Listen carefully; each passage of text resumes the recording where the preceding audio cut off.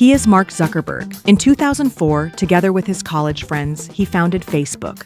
The platform quickly gained popularity, eventually becoming Meta, one of the most valuable companies in the world. But that entire empire seems to be on the verge of collapse. Meta CEO Mark Zuckerberg is testifying today in the antitrust lawsuit filed by the Federal Trade Commission. In 2020, the FTC filed a lawsuit against Meta for monopolistic practices. Mark Zuckerberg took the stand in the first day of Meta's FTC antitrust trial, focusing on the company's acquisition of Instagram and WhatsApp. With nearly $116 billion in revenue from digital advertising, Instagram and WhatsApp represent a substantial portion of the company's income. And they have since grown both Instagram and WhatsApp into multi-billion user platforms. If Meta loses the case against the FTC, it could be forced to sell Instagram and WhatsApp, resulting in losses of billions of dollars. If the social media giant loses, it could be forced to break itself apart and sell off both of those popular platforms, including Instagram, which is projected to make up more than half of the company's ad revenue this year. So how did Meta go from being a startup to a social media empire?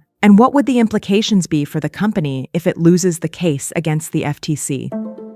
In February 2004, Mark Zuckerberg launched Facebook from his dorm room at Harvard University. What began as a college social network quickly turned into a global phenomenon. Harvard didn't have a Facebook, so that's the gap that we were trying to fill, and now we're at 100,000 people. By the end of 2004, Facebook already had over 1 million registered users. This rapid growth created new jobs in programming, data management, and digital marketing, marking the beginning of a new era for tech-related work. In less than 5 years, Facebook surpassed 200 million users and attracted over $500 million in venture capital investments. Now, millions of students use the Facebook.com to list not only their pictures and hobbies, but as a virtual community. These figures foreshadowed its central role in the digital economy and the U.S. labor market, which was increasingly shifting toward tech platforms. In April 2012, Facebook acquired Instagram for approximately $1 billion. The platform, which at the time had just 30 million users and was not generating significant revenue, represented a strategic bet to consolidate Facebook's dominance in the mobile and visual spheres. Instagram, a company with only 13 employees, bought today by Facebook for $1 billion. This acquisition not only boosted Facebook's market value, but also fostered the growth of new tech jobs related to artificial intelligence, image processing, and digital advertising. By 2012, the tech industry already accounted for over 7% of the U.S. GDP, equivalent to hundreds of billions of dollars, and employed more than 6 million people. Facebook is making a major move into mobile this morning. The social media behemoth is buying the messaging company WhatsApp. Facebook will pay $19 billion in cash and stock. At the time, the messaging platform had over 450 million monthly active users, most of them outside the United States. The impact was immediate. The purchase not only strengthened Facebook's digital ecosystem, but also expanded its global influence, forcing the U.S. job market to adapt to a new digital landscape. Thousands of tech jobs were created related to encryption, cybersecurity, data analysis, and large-scale user management. The information technology sector, driven by transactions of this scale, had already surpassed $1.5 trillion in combined market capitalization. In October 2021, Facebook changed its corporate name to Meta Platforms. Facebook is changing its branding with a new name and logo. I am proud to announce that starting today, our company is now Meta. The change reflected its new focus on developing the metaverse, an immersive vision of the internet's future. This move sought to unify its platforms under a single identity. The initial investment in the development of the metaverse exceeded $10 billion annually, and Meta projected the hiring of over 10,000 engineers in Europe to build this infrastructure. The impact on tech jobs was significant. New roles emerged in augmented reality and the digital economy.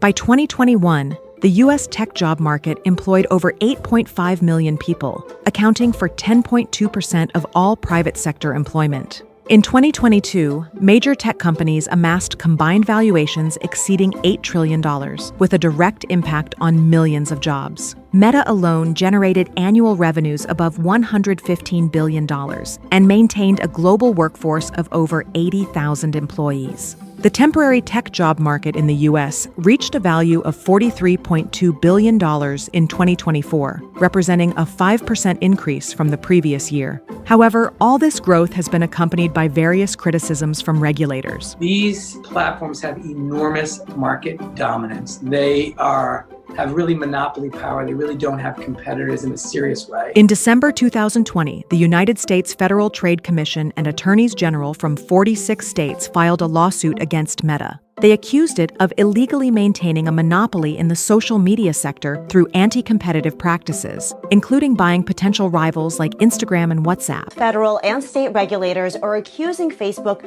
of systematically snapping up its smaller rivals before they can turn into true competitors, as well as restricting access to third-party developers that they view as a threat. In recent months, a rapprochement has been observed between Mark Zuckerberg and President Donald Trump. But it was never like this. The relationship between Mark Zuckerberg and Donald Trump was marked by tension and mutual distrust. In 2018, Trump accused Facebook of censoring conservative voices, while Zuckerberg viewed with suspicion the former president's use of social media to polarize and spread misinformation. This change in their relationship comes at a time when Meta is facing an antitrust trial that challenges the acquisitions of Instagram and WhatsApp. In November 2024, Zuckerberg met with Trump, and in January 2025, he attended the presidential inauguration. During this period, Meta implemented changes in its content policies, including the elimination of its fact-checking program. Additionally, the company relocated its content moderation team from California to Texas.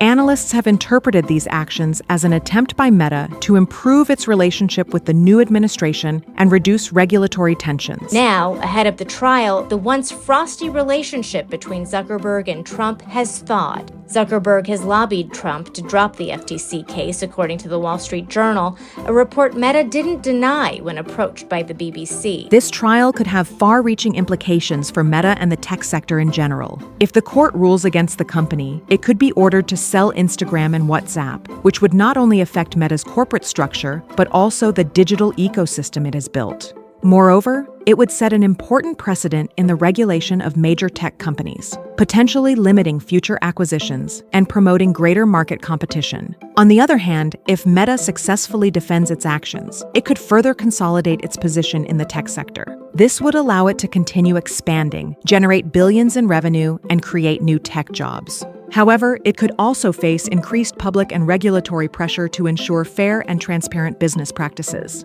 The outcome of this trial could redefine the future of the U.S. labor market and the tech job ecosystem. It could do so by establishing new boundaries for the expansion of digital giants and rebalancing competitive dynamics. At Economy Media, your opinion matters to us. Subscribe and let us know what you think in the comments below.